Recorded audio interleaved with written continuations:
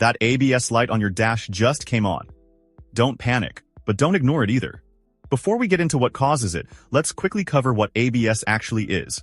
ABS stands for Anti-Lock Braking System. Its whole job is to stop your wheels from locking up when you brake hard. Say you're driving, and you suddenly need to slam on the brakes. Without ABS, your wheels can lock, your tires skid, and you lose the ability to steer. ABS prevents that. It uses sensors on each wheel to monitor how fast they're spinning. The moment it detects a wheel is about to lock, it rapidly pumps the brake pressure on that wheel, hundreds of times per second, so the tire keeps gripping the road and you stay in control. So when that ABS light comes on, it means the system has detected a fault and has basically shut itself off. Your regular brakes still work, but that safety net is gone. And that's exactly why you need to figure out what's going on. In the next few minutes, I'm going to walk you through the 5 most common reasons it happens and what you can actually do about each one. And stick around to the end because I'm going to cover a couple of things most people get wrong, including what to do if your light comes on and off randomly, and a cheap fix that most mechanics won't even mention. Let's get into it. Number 1. And this is the big one, a faulty wheel speed sensor. Every wheel on your car has a small sensor that tracks how fast it's spinning. The ABS computer uses that information to prevent your wheels from locking up under hard braking. Now these sensors sit right down by the wheel hub, completely exposed to water, mud, road salt, all of it. Over time they corrode, the wiring gets brittle, or the connector comes loose. When the ABS module stops getting a clean signal from even one wheel, the light comes on. Here's what to do. Get a scan tool that reads ABS codes, not just engine codes. Most affordable ones do. It'll tell you exactly which wheel is acting up. From there, you can inspect the sensor and its wiring. Sometimes it's just a dirty connection. A new sensor usually runs between $30 and $100, and on most cars, it's a straightforward bolt-on replacement. Number 2. Low brake fluid. Your ABS system runs on hydraulic pressure, so when the fluid drops below a certain level, the system can't function properly, and the light triggers.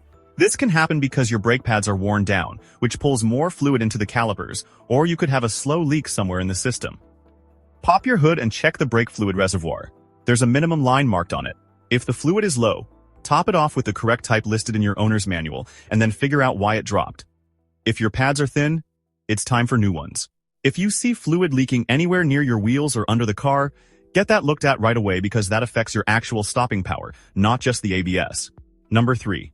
A damaged tone ring. This one gets misdiagnosed all the time. The tone ring is a toothed metal ring that sits on your axle or hub, and it's what the wheel speed sensor actually reads.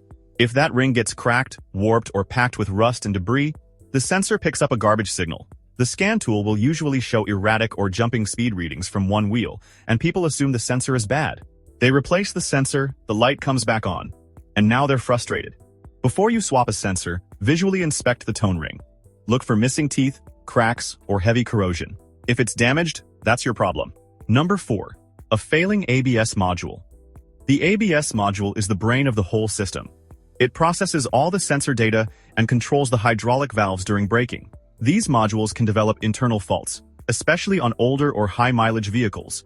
Moisture getting inside the housing is a common cause, particularly on cars where the module is mounted low on the chassis. Now this one can get expensive.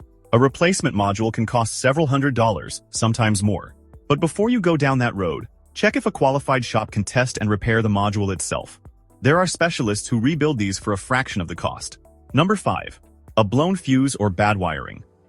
This is actually the simplest cause and probably the cheapest fix, but it can be annoying to track down. Your ABS system has its own dedicated fuses and relays, and most cars actually have more than one fuse for the ABS. Typically, there's a higher amp fuse for the ABS pump motor, usually somewhere between 40 and 60 amps, and a separate lower amp fuse for the ABS control module, which can range from 5 to 20 amps depending on your vehicle. On most cars, you'll find these in the underhood fuse box, the one near your battery. Open it up and check the diagram on the lid or the back of the cover. It'll show you exactly which fuse is labeled ABS. Or sometimes it's labeled VSA or ESC depending on the manufacturer. Pull the fuse out and look through the clear plastic. If the little metal strip inside is broken or you see dark discoloring, it's blown. Replace it with one that has the exact same amp rating. Never go higher, that can damage your ABS pump or module.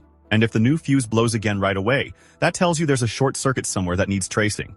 Beyond fuses, check for corroded ground connections or chafed wires in the harness.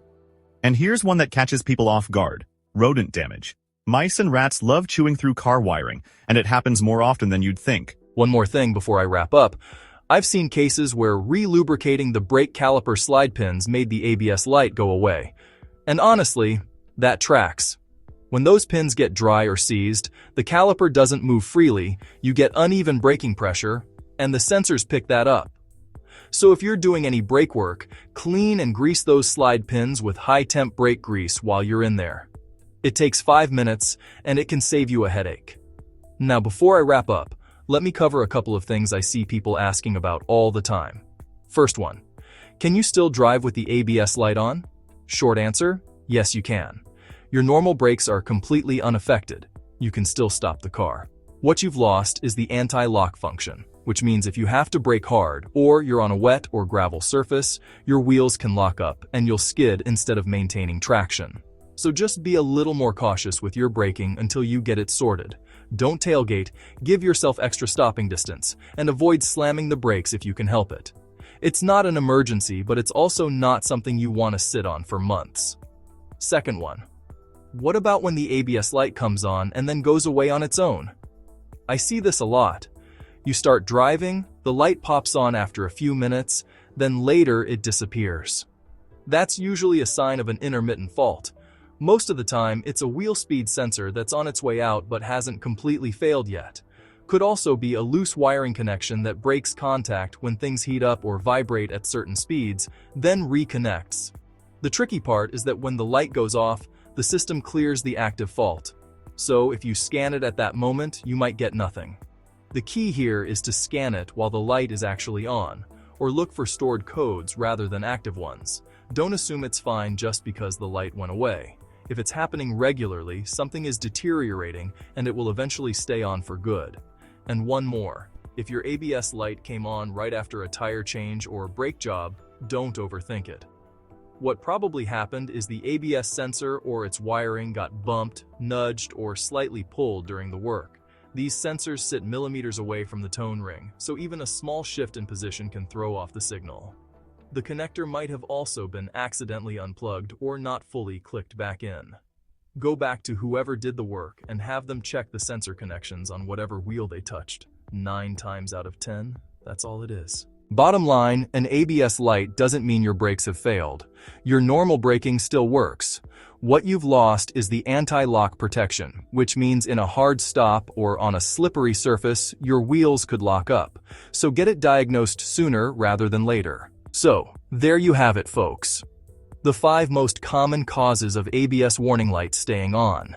I tried my best to make this video as informative and as helpful as possible. If this helped you out, leave a like and subscribe. I'll catch you in the next one.